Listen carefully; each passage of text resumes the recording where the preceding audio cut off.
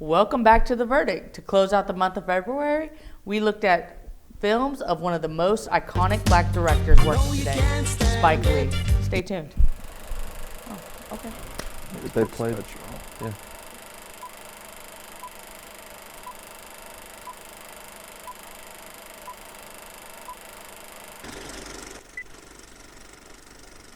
Bryce.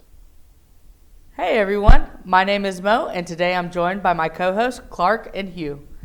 All right, and guess what? It is Black History Month. If you're black, you're black 365 days. If you're not, you get this month to celebrate, I guess.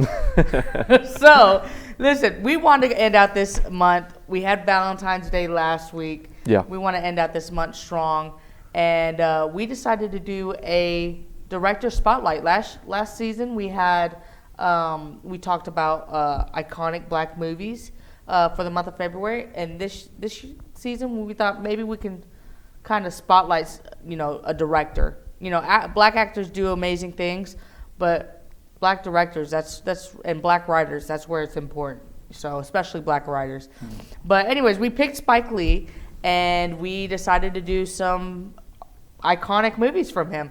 So the movie I chose was Do the Right Thing. It came out in 1989. The movie stars Spike Lee, Giancarlo Esposito, and John Turturro. Let's watch the trailer.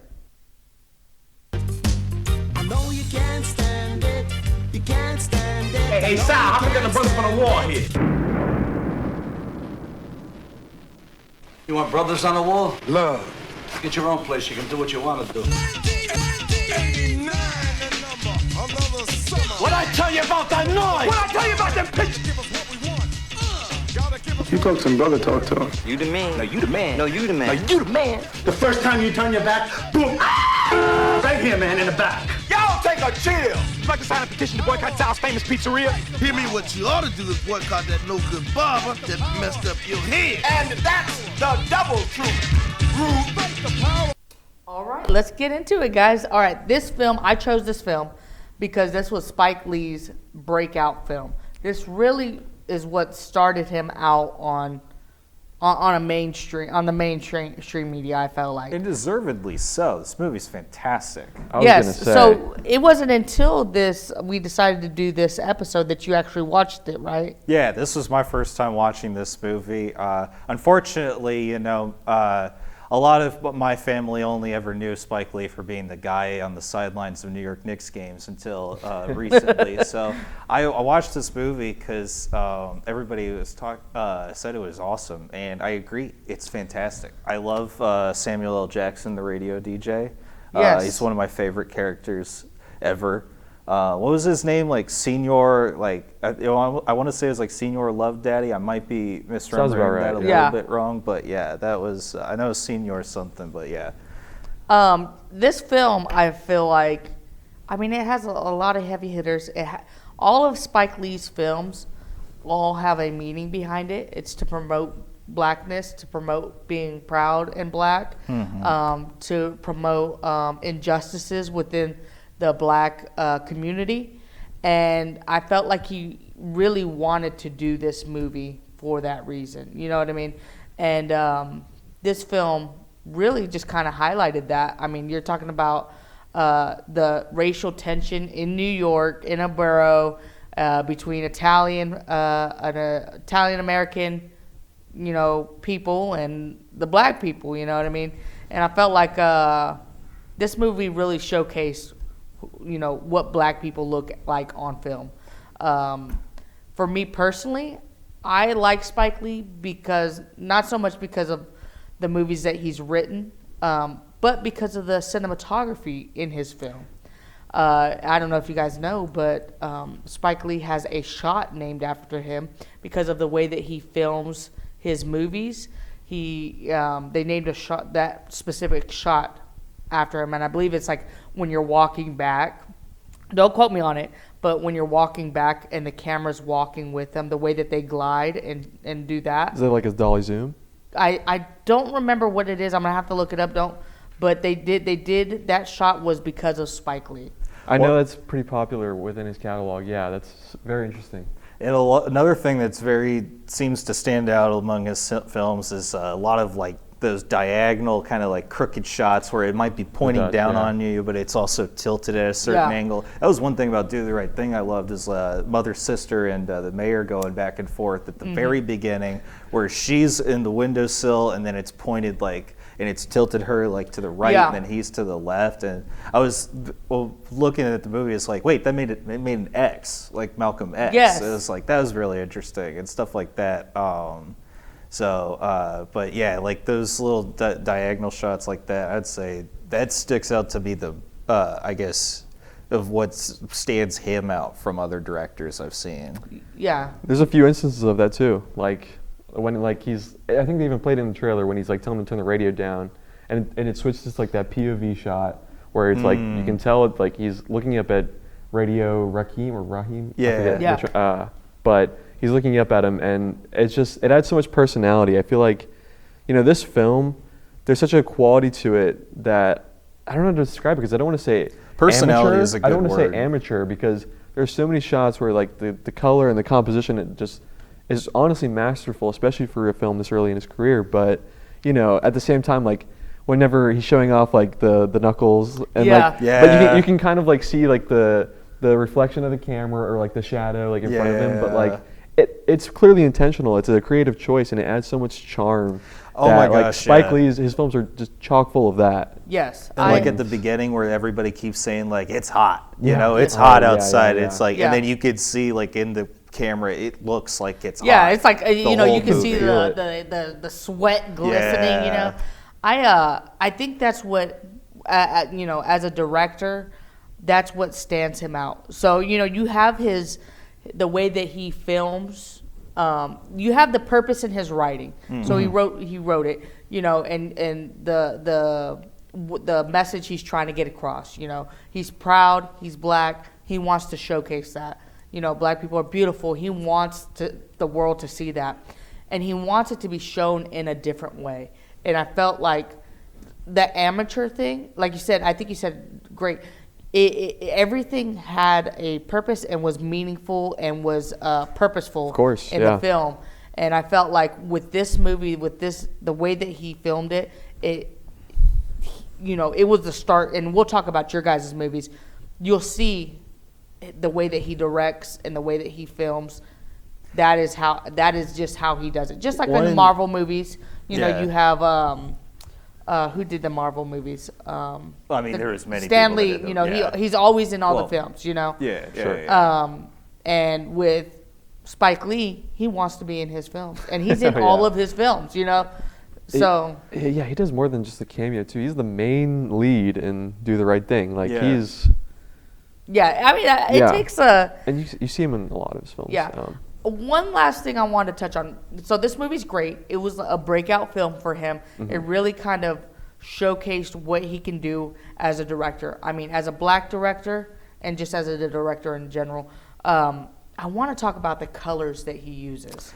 Fantastic like I choice said, of colors. it's just popping off the screen. There's some details too of this movie that just work really well. Like when one that I really liked was when Rosie Perez is arguing with her mom at the very beginning of the movie, and they're shouting back and forth and in perfect Spanish, and then she's got Hector, the son, in her arm, and then as she's leaving the room, you see her turn, and then you see him there just sleeping through the whole thing. It's like that stuff, right there. It almost it's a little bit reminds me of a Quentin Tarantino movie with the tiny little details like that, and they came around at about the same time too. So I feel like when Spike Lee came out, we started to see a lot of directors that were putting themselves in their own work.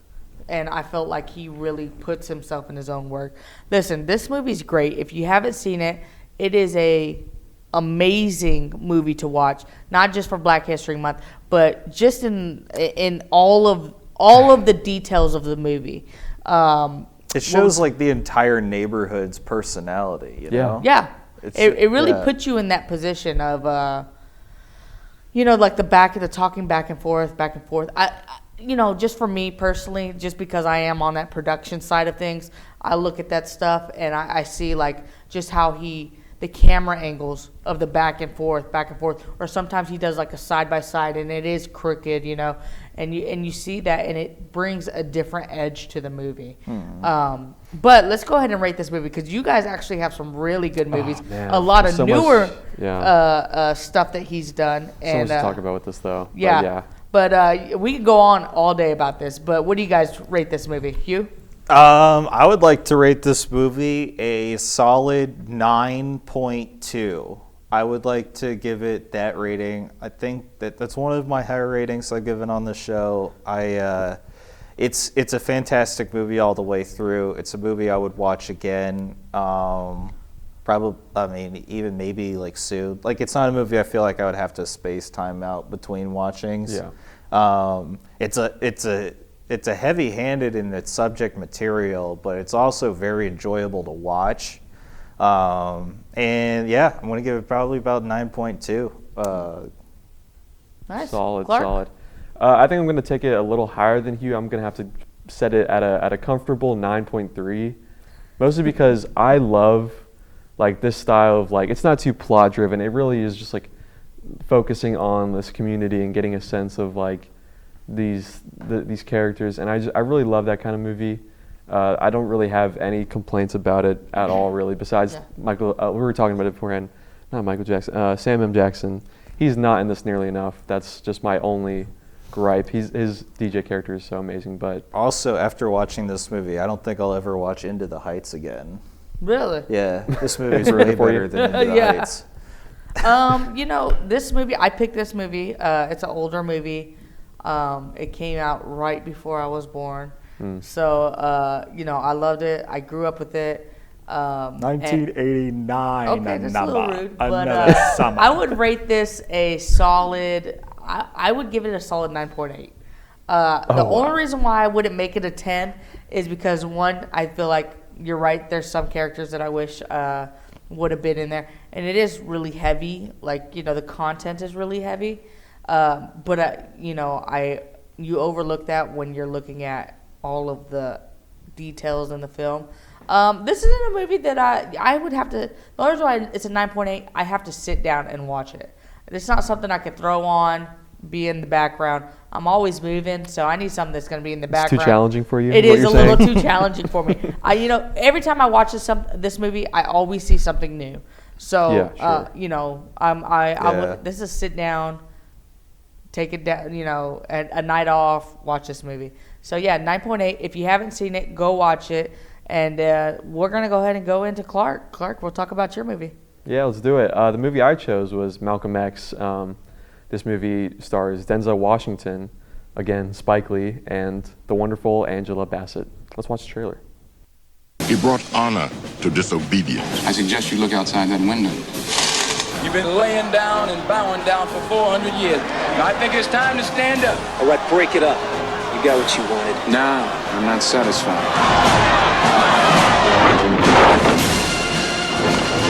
That's too much power for one man to have.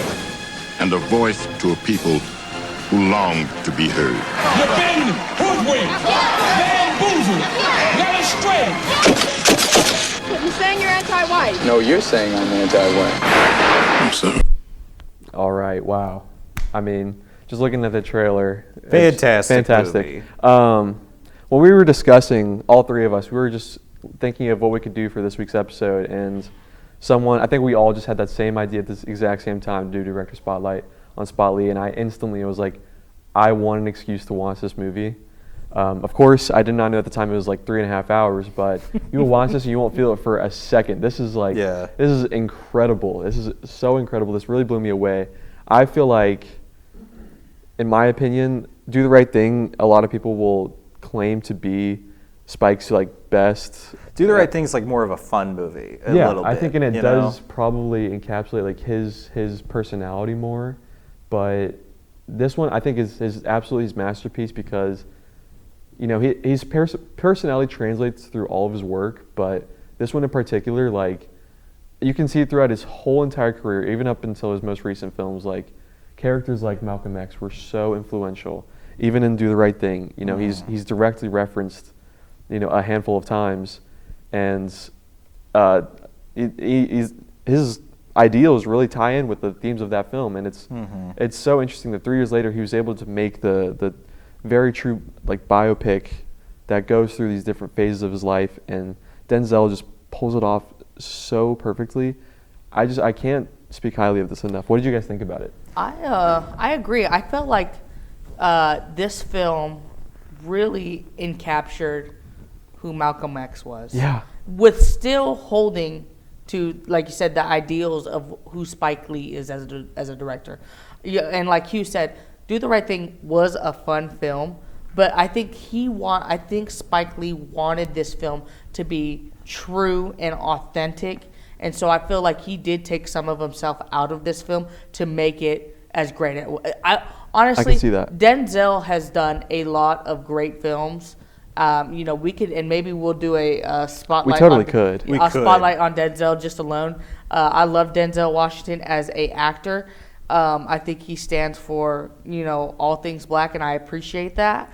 And he's a tremendous actor at that as well. This is honestly one of my favorite performances I've ever seen from him too. Yeah, this film really showcased him as an actor. Now, I honestly, if I had to pick one of my favorite Denzel films, it would probably be Fences. I loved him in that. I loved the play. But to really put Spike Lee and Denzel together, and Angela Bassett, I think she's, people don't see how heavy of a hitter she is as an actress. I agree. Another thing about comparing this to Fences, right, with Denzel performances, Fences, Denzel's in that movie throughout the whole thing. He's in this movie throughout the whole thing too, and he's leading a lot of it as well. But there is some moments where he could take the back seat off of it, explore more of some of these other Viola guys. Davis, take the lead on this. But with this film, he's the main character. I mean, he is who Malcolm X is. You know what I mean? Yeah. And I feel like you said, I honestly, I don't think there's enough words to kind of explain how great this film is. Certainly not the time we have. The only downside that I did have to this film was that you may have not felt all the 3 hours. I did, in fact, feel all the 3 hours. I mean, I'm just saying, at the end of the day, 3 hours is a long time for a film. And you know how I feel about long films. If you guys don't know what I mean, go back and look. We did what did we do? Killers of the Flower Moon. Killers of the Flower Moon. Martin Scorsese film. Yeah. And that was rough for me. But when I went back and rewatched it, it was an amazing film. Originally, apparently, Warner Brothers also, I was looking up doing all my research on Wikipedia before we started, but we apparently, Warner Brothers originally told Spike Lee, they wanted it 2 hours and 15 minutes at its maximum length. And, really? Yeah, apparently there was a lot of push to make this movie shorter, and he actually there was a lot of famous Black American celebrities at the time that helped Spike Lee finish this movie as well and stuff. It was pretty interesting to read. Also, they had to get a second film crew just to film in the city of Mecca for those scenes where he's in there. Yeah, you were talking about that, how they filmed in Mecca. Yeah, because you can't enter Mecca unless you're Islam. So they had to get another film crew in there just to film those scenes there. Yeah, that's actually kind of cool that they put the money into that to make this film, because I know it wasn't cheap. I think there's growing up, you hear about Martin Luther King, you hear about how peaceful he was, but then you see Malcolm X, you hear about Malcolm X, and you see that he was more of an aggressor, and I don't think that really. He was aggressive in the way that he wanted things to be done for the black people, for the culture, But I think he gets misidentified as somebody that is aggressive, and that's not the case with him. He just knew that his voice needed to be louder than everybody else's. And he did a lot to sort of help. It was sort of a different message, but a lot of schools, when I was growing up, that our teachers wouldn't teach us about Malcolm X that much. Honestly, it was more of here's Martin Luther King, and then I was gonna say, I grew up. They mostly focused most middle school curriculums in America. They touch on this period, and you'll learn about Martin Luther King, Rosa Parks, whatnot. but they don't really touch on Malcolm X. And I learned this movie was very informative for me. It filled in a lot of blanks that I did not know. Like, I knew some of the big parts that, like, he was assassinated, of course, and you know, he was Muslim, and how the teachings of Islam really influenced his like ideals, outlook, his ideals that he spread. But I did not know that he learned those from when he was in jail for 6.5 years. Yeah. I was never taught that. Yeah, and I think it's important that we kind of, because Black history is being erased, you know, and I don't want to get too political because this is not what this is. This isn't a political show. I mean, this is the episode. Yeah, but, you know, this is Black history. Yeah. And Malcolm X is Black history. There's a lot of things that he did that helped the culture to be where we're at now. And we're not completely there yet. But guess what? As a person of color, he helped that, you know. And, you know, I think that this film really put an eye-opener to who Malcolm X is.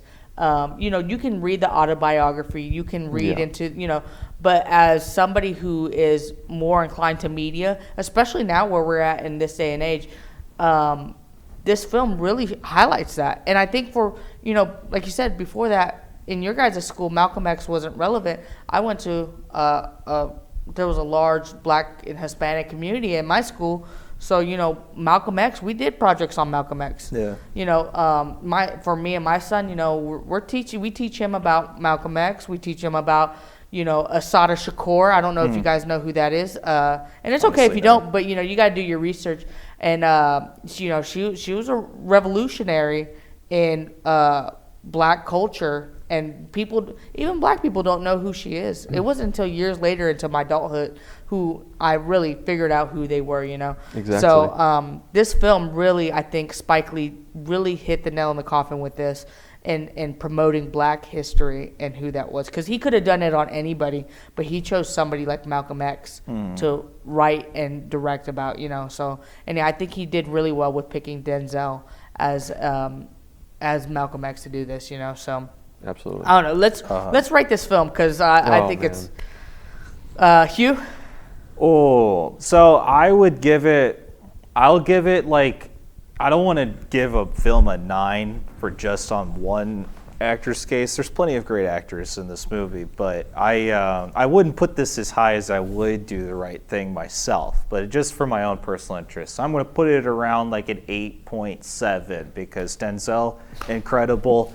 3.5 hours long. 8.7, Hugh, what? No, I'm not going to give it every film a 9. Come on. No. I'm giving it a fair 8.7. It's great, but I wish it was maybe like 2.5 hours. Yeah.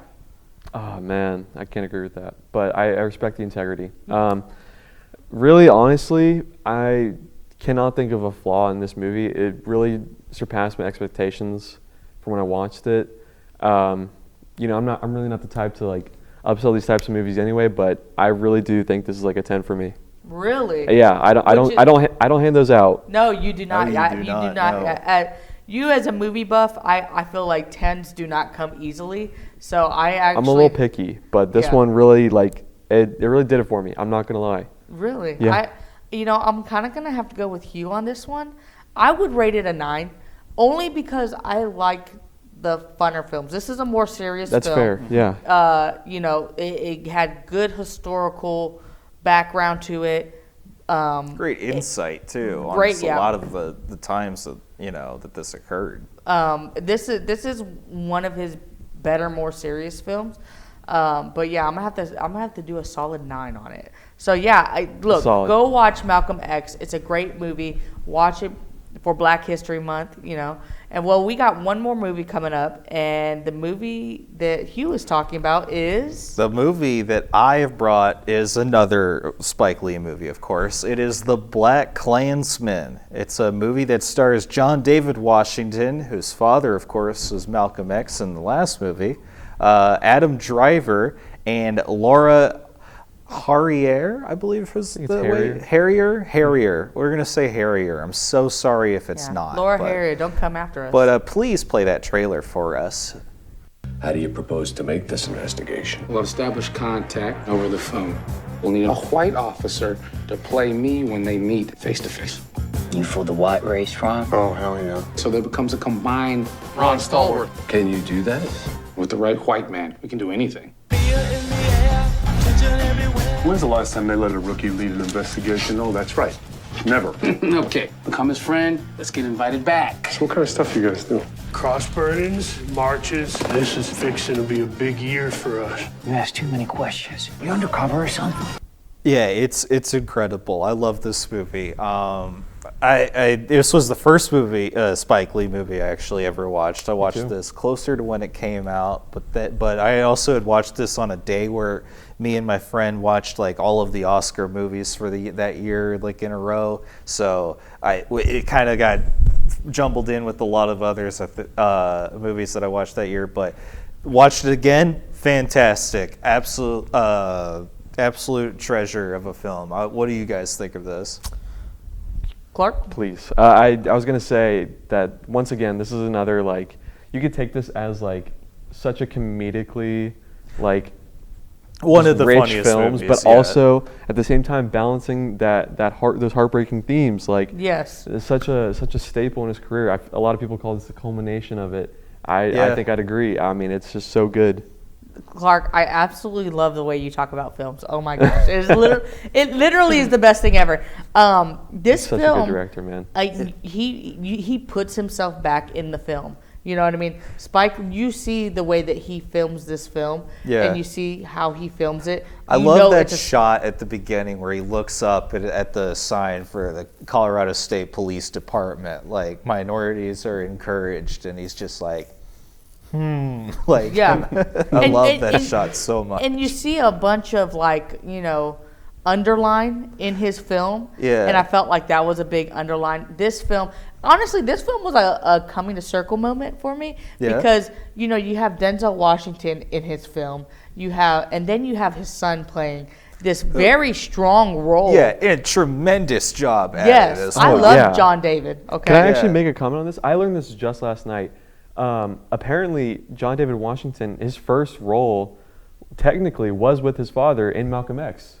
Oh, wow. And he was really at the end of the movie when, like, it's all the kids that stand up and say, "I'm Malcolm X, I'm Malcolm X." Oh, John David Washington is one of those kids, allegedly. Yeah, that is a full circle Isn't that insane? moment. Yeah, that is yeah. crazy. I mean, I think that as a director that is by now, but when he made The Black Klansman, he was solidified as a legit director. When he did Do the Right Thing, that alone kind of made him a director, but he still had to fight so much more to be to where he's out. I honestly think that middle film that we talked about, Malcolm X, really just put the nail in the coffin. So by the time he made The Black Klansman, he has the money. They're giving him the money. They're giving him the his accolades that he got, because in this film he actually won he won Best Adapted Screenplay. Yeah. Yeah. And so, I feel like this really kind of just,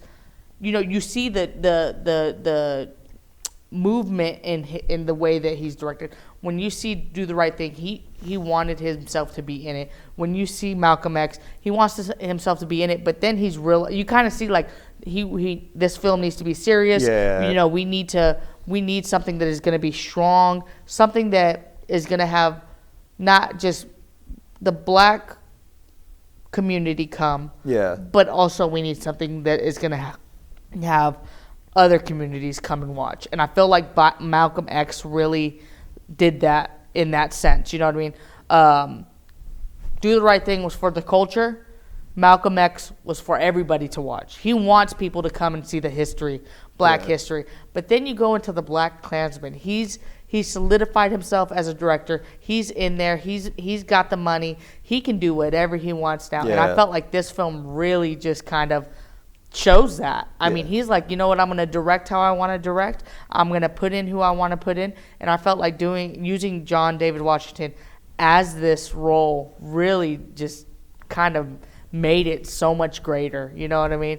So, I loved this film. Black Klansman was great. I think it had great underlying meaning.